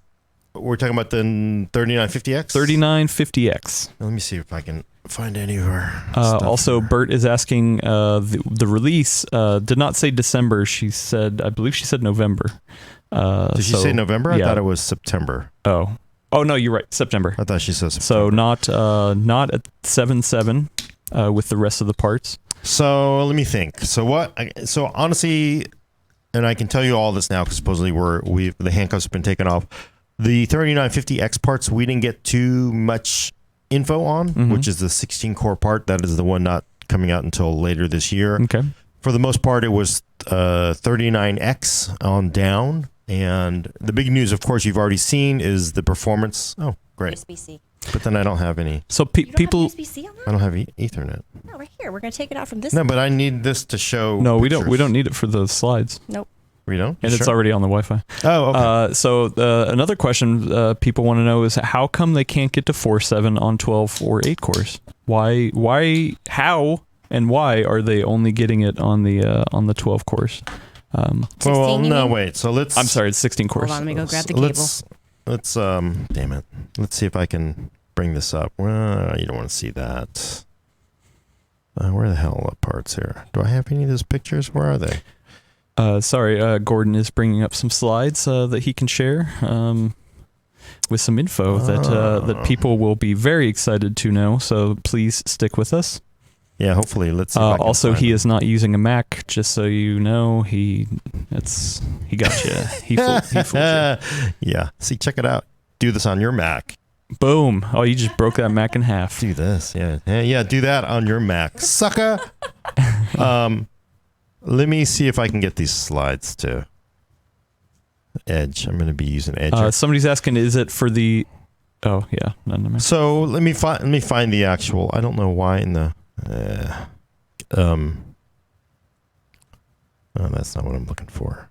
There's so much. Hurry, Gordon. We got so many questions. There's a lot. I got questions. I basically spent the entire day yesterday. I hopped on a plane early morning, and then I hopped back last night. He did it for you all. It was a 22-hour day for me. Okay, that's He was a trooper. That's too deep dive. Like 4 a.m. to 3 a.m. the following day. So we do have slides. I'm certain I did ask, so we can show some of these things. Let's see if we can find what you're looking for. We can answer your questions in real time if I can get this laptop. What is going on? Okay, Elena, maybe you can answer this. Dad Isn't Mad is asking, in which world would you recommend... that name. Yeah, that's a good name. In which world would you recommend Intel at this point? The world where you have the choice to buy things that suit your taste, that are on sale at the time that you happen to be looking, and whatever's working for the build that you have. Like, for example, there are still some programs that are more optimized for Intel type things than others. No, that's true. There are. But I will say, if I could. What is this not scrolling? But I do think that AMD does have a very strong showing right now. I mean, this is before we look at any actual performance like benchmarks that we've done ourselves, but just based on this teaser. Looks strong. Looks good. Sorry, I got to see if I can have somebody push that story. Dad is mad right now. Yep. Gordon is spinning plates. I can't get any effing internet on our ridiculous Wi-Fi here. That's basically Well, I a plugged piece you of into crap. the Anyway. Ethernet. Did it not recognize it? Try the other port. It's probably his Mac. Elena Frank is asking, do you agree Yeah, with let me do this. Intel claiming that AMD shouldn't use Cinebench to compare its new Zen 2 processors to 9900K? You know, I didn't have a chance to read up on that. Did they say why they believe that? I can actually show you that in a second. Let me just go into. I'm trying to find questions that Elena can answer. I'm sorry, I'm so ignorant, everybody. Well, if you can go to the CMS and I was edit the busy this Ryzen weekend story. with a family wedding. So Intel basically came out on Sunday, invited everybody over to see them. Unfortunately, everybody was over at AMD at the time, basically saying, yeah, they were saying Cinebench is useless for game performance. Obviously, they were trying to hit back, I think, at what they thought was AMD pushing multi-core performance, which they do. They often do because they have more cores, more threads. Right. Look, I can't even open this stupid thing. There you go. Jeez, what is up with this? You might want to switch on preview mode so you don't have to deal with the actual. Let me just update layout. the story with the price. Starting a story, you're going to have to hold. Yeah. So Alan is asking, why did Intel use Cinebench before? I feel like that's a subset of the question that Gordon's trying to answer. I'm trying to answer multitask. this. I'm trying to multitask. In Elena, question for you. Ass-tastic Wi-Fi Elena, here. Yes. question for you. Okay. I'm ready. Ryzen 9 or Threadripper? Oh, I mean, who's what for? well, Where's I mean, if small socket, fewer PCIe lanes, right? So I think if you're really going to be using all the PCIe lanes, then you would go big socket. But otherwise, I think if you had been thinking of going Threadripper just because you like having that many cores, but you weren't really going to make use of all those PCIe lanes, then you could go with the smaller socket, save some money on the motherboard. Otherwise, see what comes around they didn't say that they're not doing 3rd gen Threadripper. So. I'm just pushing this live. I'll add the price to Okay. it later. So to get back to the, I can't deal with it. Do you want to weigh in on this topic and then go back, or do you want to just go straight back to the previous one? Oh, I don't even know what you're talking about. Sorry, Yeah, I was Talking kidding. about- show some slides. Show some performance. So I was asked, would I go with 16 cores on the smaller socket now, or would I still hold out for like Threadripper? Like would I use one versus the other? And I was just saying, PCIe lanes for me would be the distinguishing factor for Threadripper. I mean that's the main reason. Otherwise, save some money on the motherboard. Yeah, because you have to remember there's 64 PCIe lanes wired to the CPUs. Yeah, have they said how many PCIe lanes these are? Yeah, supporting? it's 40, but they're doing the Intel thing platform. I mean, technically, I guess it's 48, depending how you want to count stuff. Yeah. 16 for PCIe 4 for the GPU or whatever you slot into that, and then you get. This is the crazy thing. So X570, folks, X570 is actually, the chipset that is in the motherboard. Mm-hmm. That is essentially the I/O die from a CPU. So remember, Ryzen's are 3 chips, well, or 2, right? So you get compute CCX, a CCX, and you get an I/O die with a PCIe and memory controller. Mm-hmm.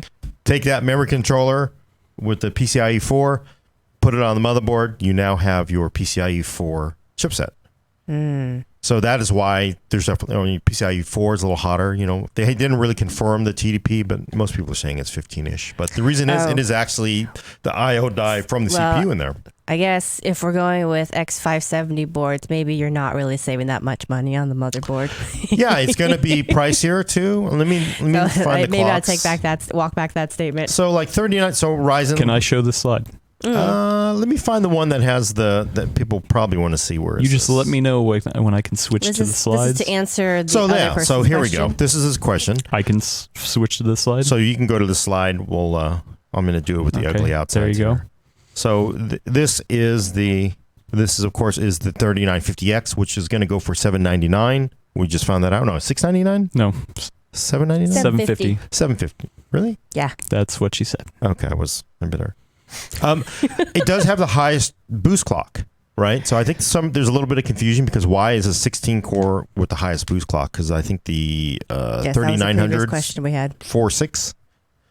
This has a lower base clock. I think it's very similar to what you. Again, this part is a little still mysterious to us. We don't have all the info on this one, but I think it's their top end part. They want to make this the most impressive. So this one gets the highest boost clock. Remember, it's all opportunistic, right? You don't get all the cores always running. You don't get one core that goes up to 4.7 and that's it. Sometimes you might get a little, if they've implemented it like Intel, you sometimes get clock cores that are running at higher clocks. You know, like you might get at 4.6, 2 at 4.6, and it depends on the workload. So I do think, though, the 4.7 is because they want single-threaded performance on this high-end part to be faster than the cheaper 12-core part. So 100 megahertz higher. And then as far as Cinebench, yeah, I mean, Intel took a gamble, I think, and they said, hey, use real world, not Cinebench, for representing gaming, which honestly, that was their argument. Okay, I would agree. In fact, I have that slide up there. If we want to see. Should I? I'm gonna tune away now. Yeah, I just tuned away. You gotta give me a heads up. I'll give you a heads up.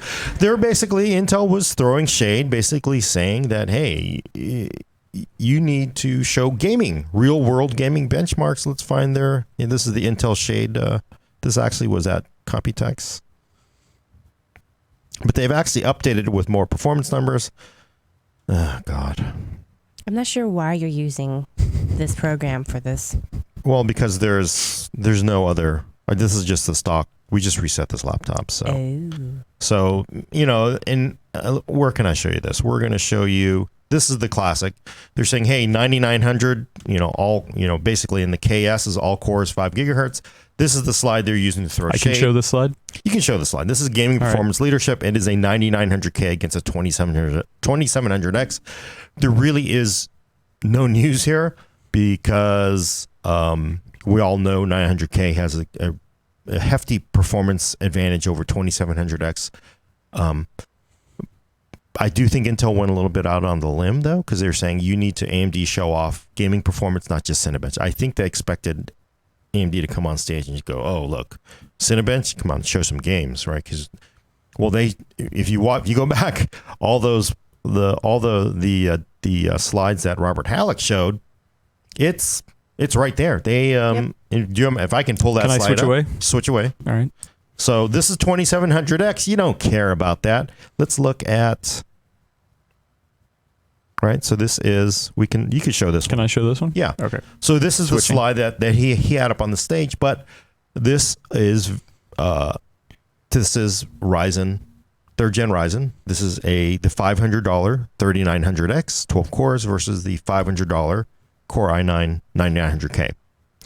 As you can see, now the big thing is here. These are all games, real world games. You can't argue. This is Rocket League, PUBG, CS:GO, Overwatch, Civ 6, GTA 5, blah blah blah, COD Blops 3. I like how he's like DMC. Whatever. It's too hard to. But there again, we were seeing. So if you think back to the classic performance we see out of Ryzen chips, Ryzen 1st gen, which is a huge problem. Ryzen 2nd gen got a little better, but still generally they were always slower than Intel parts, right? 20%, sometimes 15%, sometimes even if the game developers sort of optimize for AMD. But in general, I would say it's fair to characterize it almost always at 18% slower, 20% slower than a 9900K. This slide, if true, again, shows that AMD says, hey, we can go toe-to-toe with the 900K. Our 12-core part can go toe-to-toe with the 9900K. So this is real, and this is even more than that. 1080p. This is 1080p. This is not to 1440 or 4K where you get into more GPU-limited situations where they would all be the same. And she said that specifically during her presentation. And I'm going to assume this is with a high-end graphics card, either Radeon 7 or a 2080 Ti or 2080. And this is hopefully not a GPU-limited situation, but looking at getting 430 frames a second in CS:GO, I think the big upshot with what we've seen of all the Ryzen parts so far is that AMD has basically taken away Intel's last argument. One of their last arguments, and I made it myself. I was clear about it. People hated on me, but 900K was the best gaming CPU. Yeah. Fastest too, right? I had no problem saying that because it was faster. There's no way. Right. It was almost faster in every single thing you could think of, and especially at 1080p where it just smoked everything. We're looking at 900K versus 3900X, where it's come on. There's some things are slower, some things faster, right? So pretty much neck and neck. So and then you get the additional, what was it, 4 cores, right? Yeah, you're getting 4 more cores. So do I even need to show you content creation benchmarks? 12 cores versus 8, you know it's going to And we can always cover that later, too. I mean, you don't even need to, because you know it's going to be ass kicking on that, right? But this is them saying 1080p, it's always been our weakness up until now, and we are just as fast. So yesterday they did a massive brain dump on everybody. It's a redesigned CPU practically. I mean, they redesigned the front end. The floating point is better, but there's a lot more there. They get some of it from process, 7 nanometer. We pick up, efficiency. They're also saying we can hit higher clocks than we sort of expected because, typically when you shrink process, it gets harder to squeeze electrons through because the wires get smaller, so resistance. But they are saying they're able to actually go against the clock speed limitations, and actually every generation they've gone up in clocks, even going from 14 to 12 to 7. Now 7 clocks are up. Here's the other thing, though. That's a big difference. OS optimizations. OS optimizations are a part of this as well. There's a whole ton of stuff to add up to why their gaming is better, but one of them is OS optimizations. If you have Windows 10 May 2019 update, which I think is the latest one. I'm not. Yes. I can't keep track of it. Yeah. If you have that and you have a chipset driver, you're running X570 and you're running the new 3rd gen parts. Basically, the Windows is smarter with Ryzen, and if you have, remember, Ryzen is built with 2 CCXs. So, like for the 16-core part. 8 core, 2 separate chips connected by Infinity Fabric, I/O through the I/O die. Well, Windows previously to this would go, I'm going to send a task to die 1, and I'm going to send it to the second die. So now instead of having even though the other 7 CPUs in that same die might be free, it didn't send it to those CPU cores, it sent it to the other one. So then now you have to pay that penalty of talking from one chip to the other chip, that whole inner CCX issue that sort of haunted the original Ryzen launch. So with the new version of Windows, they're saying, they pick up, I don't have the slide here in front of me. I could dig it up, but I think maybe 15% in one game from the optimized Windows 10. Just from that? Yeah. I think that's 1080p. And that is, what's that when you drive around? Rocket League. So 15%. That's a car you drive around in. By the way, also real quick, I also say that this is good news for people with older generations too, because this means that hey, you're gonna you could if those optimizations come to your motherboard, right. And then you get the new Windows 10 update, then you're looking at an increase in performance for something you already had. Yep. That could be good. By the way, your article went live. Just making sure that's what you wanted. Yes. Okay. All right, but so this is all well and good, Gordon, but how do they get those higher clocks on the 16, and why aren't they getting the higher clocks on the 12 and the 8? I feel like we kind of just answered that. Wait, the higher clocks on what? On the 16 and not on the 12 and the 8. Oh, I suspect it's most likely artificial limiting of, what they want, right? Ooh, these careful parts, with them words. The parts could be the best bin parts.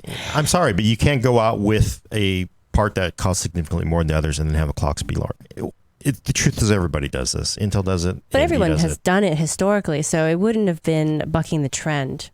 So I think the reason why people are commenting on it is because it's not falling in line with the trend, that they're used to seeing that the lower the parts with less cores usually have higher clocks. I don't know if that's necessarily true, honestly.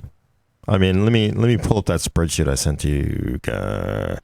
But one thing I do want to add about that whole Windows optimization thing, which is funny because after Ryzen came out, believe me, it was all head scratching. We all did our reviews and we're like, wow, this thing is awesome in content creation. But man, what is up with the gaming performance at 1080p, right? 1080p performance didn't make any sense because we'd never seen it before, where a CPU was faster in every single content creation app and then slower in gaming, and we'd never seen it before. I hadn't, frankly. And of course, we all sort of wanted to blame Microsoft because everybody wants to blame Microsoft for everything. AMD soon after that came out, said, nope, it's not Microsoft's fault. We thank you for bringing these things up to us, but it's not Microsoft's fault. And now we are now we are at the point where, no, actually, even though AMD doesn't say it, if you ask me, I think the scheduler has been broken this whole time, right? And clearly people who ran it on Linux, on Threadripper, and saw like, man, look at how fast Threadripper is on Linux. What's up with Windows? And server, everything from server on down to desktop, it's got these issues. If you read any of the Linux websites coverage, it's just AMD parts just always had this kind of weird performance penalty. And Microsoft has fixed it. So even though AMD said it wasn't their fault, I do, in my heart, I always believed it was their fault. So I think you have one of the numbers transposed here. Oh, do I? Yeah, the 3800X. 3800X, I'm showing 4539. Oh, I see. But 49, I see. So why is that? 39, okay. Oh, so the one thing you got to know about this, and I didn't point this out, is right now we are looking at a chart that Gordon made. Yeah, so when you look at the Core i9 and down parts against the Ryzen 9 and down parts. Do I not have this chart? It's you do. I sent that Excel spreadsheet. It's in our group DM. Oh, yeah. Yeah, you can pull it up. Oh. Yeah, you can. He has a screenshot. You can just bring it up. Oh. Wait, what? So what was the price she gave us? $750. $749, coming out in September. Really? Yeah, $749. Why can I not edit this? Why is everything just not working today? Because you're trying to multitask and it sucks. Yeah. That's what life is like when you multitask. Yeah. So the 3950X, 16 cores, both Ryzen 9 parts are dual CCX IO chip. CCX complex, right? Mm-hmm. The 8-core on down, those are native 8-core parts. There's no second die. Mm-hmm. Originally, when Ryzen 7 launched, you had the 8 cores were built with 2 quad-core, or 2, they were built with 2 CCX. It was multi-chips. So these parts are actually not multi-chip. So I'm going to guess they're the higher clock for 4.9 gigahertz on that 3800 is related to basically it's a single chip in there. Wait, is it thermals aren't is it as bad. actually 4.9 for boost, or is that actually 3.9 base, 4.5? I think I have that reversed. So okay. unless that's backwards, I can you check check? this. Yeah, I'll double check this. Sorry, I've got some. No, I know you have. Well, so Gordon is trying to answer like 3 other people right now while he's talking. Sorry. So and give me a sec. And we can wrap up. I mean, there's obviously more to talk about, but we will talk about this on the Full Nerd. Be sure to subscribe. We'll be doing a Full Nerd hopefully Wednesday, giving if the time's correct. This is just kind of our initial reactions, our initial understanding of the situation. I think people are excited, especially when she came out and said, "Hey, I've got one more thing." People are like, "Yes, it's here." One of the questions I have that we can use to wrap up is like, do you need 16 cores to game? Like there's plenty of people out there who stream. I totally get it, but also like showing the 9900K versus I think at that point it was the 12 core, which is cool to stream at the same time. I definitely appreciate that, but is this overkill? 16 cores for gaming? Yeah, it is. You don't need it for gaming. Well, I feel like that question is a lot more nuanced than how you presented it. I love your face. No, I mean, because honestly, I'm with that person because when originally they said, "Oh, it's going to be world's first 16-core gaming CPU." I'm like, come on. But the whole point of it is not to just say that, like, oh, if you want the best in gaming, you get this chip, like the way you would say that about the 9900K, before all this got announced.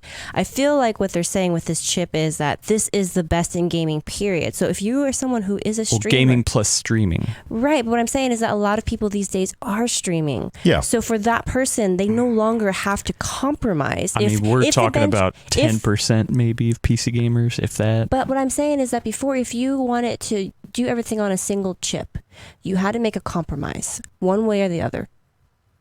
You know what I mean? Like either you went with Intel and you built a separate box of some sort for your streaming, right? Or you went with a 2700X and then you had to give up some performance in exchange for that. And now what they're saying with this chip is like, hey, for $500, you don't have to compromise. I feel like that's what they're trying to get across. If you stream. If you stream, yes. But If you stream. That's the thing I'm getting to is that, like, hey, yes, hell yeah. Like, more cores, I'm totally about that. But it's like saying it's the best, or, you know, the 16-core gaming chip. Really, it's 16-core gaming and streaming chip. Sure. Because you're not going to just buy this just to game. Sure. Right? I'm just saying, though, that they're just taking away the asterisk. Like, we've said it so many times on the show before, where it's like, if you get this chip, it's because you're not only gaming. Yeah. And now if you get this chip, you can be a gamer first. Yeah. You can. Well, and theoretically, obviously we haven't tested any of these, but theoretically the 8 and 12 core, all of these can say, hey, you know, like we're at least within spitting distance of Intel now. You know what? I do have one last question before we wrap up, Gordon. Go ahead. Okay, so one thing before, just to correct, Gordon, your chart, that was a typo. It should be 3.9 base. Oh, okay. Just FYI. So still, it is lower though. Yeah. It is. So it is. It's just normal. And of course, Jesus, Office. I just want to edit it. Just let me edit it. Was there one more question you wanted to answer? Yes. Or should I fill time while you're No, do like jazz hands? Well, this one's definitely it's for both of you, but Gordon is going to have to say. But you said you had something. I do want to bring up something. And I got a few things I just want to say because obviously I've only slept 4 hours in 2 days. I understand the cynicism. I'm very cynical too because for the most part, you do not need the 16 cores, no, I agree. $700, $50 CPU for a gamer average. AMD knows that, but you know what? This is, if they are telling the truth, and there's more that I'm going to mention in a second, very important to bring up now. This is them getting over that one hump, right? They've been awesome to multi-core performance has been awesome. Prices have been great. But yeah, you know, then you get to like, hey, but for gaming, Intel's been a little fat. No, I mean, 20% faster often, right? So, of course, with them finally going, hey, this is the one thing where we're basically dead even. It doesn't matter at 1080p. They're going to tout that as the feature because now you get all the game performance you want and you get your multi-threading. And yeah, again, a lot of people stream. A lot of people, if you're doing editing, you're doing content creation, and you're doing in a lower end box instead of a Threadripper, it's a much nicer option. It really, I don't know where this leaves 900KS. I think they have some advantage, a little bit, but very little from their clock speed advantage. But you're looking at 12 cores versus 8 cores and all that multi-threaded performance, leaving all that behind, and then you look at the 1080p performance that they're showing. You go like, why would I do that? Right? It's very hard, very hard. So I think they pretty much this pretty much slams a door, I think, on kind of that one thing that Intel had left, and I think that's bad. Yep. But I'm going to bring this up, and I think it's very important because I do know this. AMD, all of their testing was with MCE off, so multi-core enhancement, which is controversial. Although I don't know why that is, but it is. It is motherboard makers basically slightly overclocking the CPUs based on, they know there's margin. They're going to use it. They want to be faster. MSI wants to be faster than ASUS. ASUS wants to be faster than Gigabyte and so on. So they all have it. So a lot of people say, well, you should be testing with MCE off, which is basically your stock Intel settings. My argument is like, no, because real world, you pull it out of the box, it's set to auto. It's not set to off. Right. It's not set to on. On actually is even more performance, auto. So the numbers from AMD are actually slightly depressed from what a consumer might see. So I think people are going to go, well, that's cheating. But I mentioned this in the story that I ran today on PCWorld.com. But here's the thing. This is the real kicker that I think is very important to mention. So they ran with MCE off for the Intel chips, all the benchmarks you saw today at the presentation. But the Microsoft OS optimizations, basically their fixed scheduler, they didn't run it with that. They didn't run it with any of the security mitigations in the Intel hardware either. Right? So in a way, even though they're sort of sandbagging Intel a little bit, they're sort of sandbagging themselves too. I want to see how these things do with the fixed schedule. I assume that once you get a part in hand, you're going to be testing some of the stuff, yeah? Yeah. I mean, it looks good though, right? If we believe, at least on face value, this is where does this leave Intel? Selling a $500 8-core CPU against a $300. And that was the question I had that people keep saying in chat is Intel is screwed. Is Intel screwed? You know, I mean, we answered that a little bit earlier. Yeah, but I really don't. I don't know. It's assuming everything's on face value here, but it's going to be tough. It's going to be tough rest of this year for Intel. It feels like if these parts really pan out. When are their next batch of desktop parts supposed to come out again? Well, the KS part that they showed at Computex, that's an all-core 5 gigahertz part. Right. I think is the end of the year. So they talked about a chip they don't even have yet. End of the year.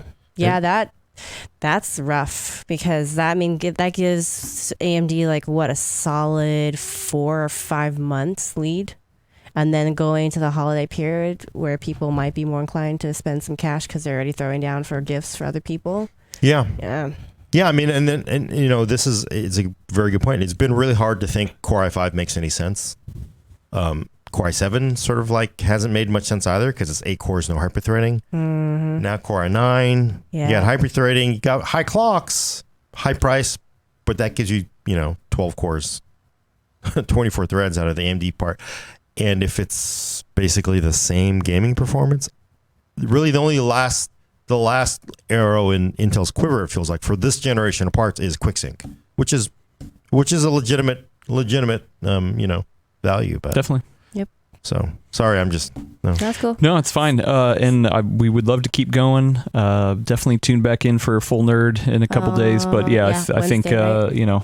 we have some stuff to attend to because it is the end of the day for us. And we have big news, obviously, that just came out. So hey, look at this. Thanks to everyone for tuning in with us. I mean, it was nice because a lot of times we do these commentary live streams and people keep saying, "Why are you talking over them?" I barely had any of that. We were quiet mostly, but we got hit with so much spam this time. Oh boy. 16 core at that price, the 3950X is $23 per thread using the per thread price. i9 9800K is $31. See your dollar bill chart. That's gonna look great.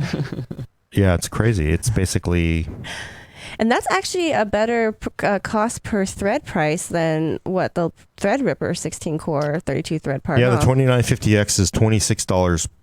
Per thread. That's what you'd be paying. You get a lot more with it, of course. But 3950X, $23 per thread. 3900X, 12 cores is $21 per thread. Sheesh. Yeah. Whoa, the Ryzen 5 3600 is $17? Yeah, $17, which the closest, looking at now what I'm just simply doing is taking street price, dividing by number of threads. Look at the cheapest Intel part gets 27, is that the cheapest? Yeah, the 9900, the Core i9 9900, which is a lock part, low TDP as well, 65 watts, is $27 per thread. Huh. So, they've always sort of lost that per thread cost thing, but, it's about clock speed and their IPC advantage, but... That was what their selling point was. What do they do now? I don't know. Well, I mean, we have to wait till we see, the performance stuff, right?